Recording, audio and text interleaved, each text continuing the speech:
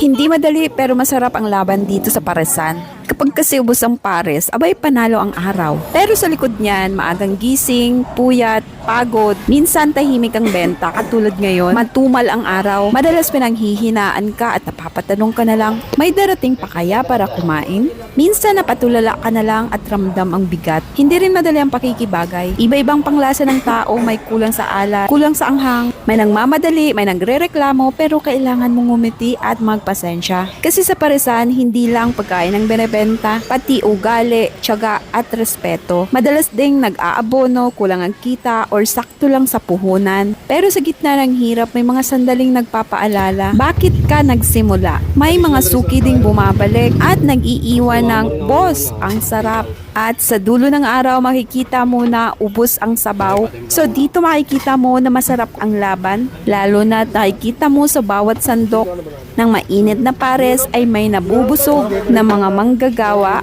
na para bang kasabay mong ibinigay ang lakas at ginhawa nila. Kaya hindi madali pero masarap ang laban. Hindi madali dahil pinaghirapan. Masarap dahil bawat kita ay bunga ng tiyaga. Masarap dahil kahit maliit ang pwesto, malaki ang pangarap. Dito natututo kang lumaban ng patas, natututo kang maghintay, magtiis, at magtiwala sa proseso. Hindi araw-araw panalo pero araw-araw lumalakas.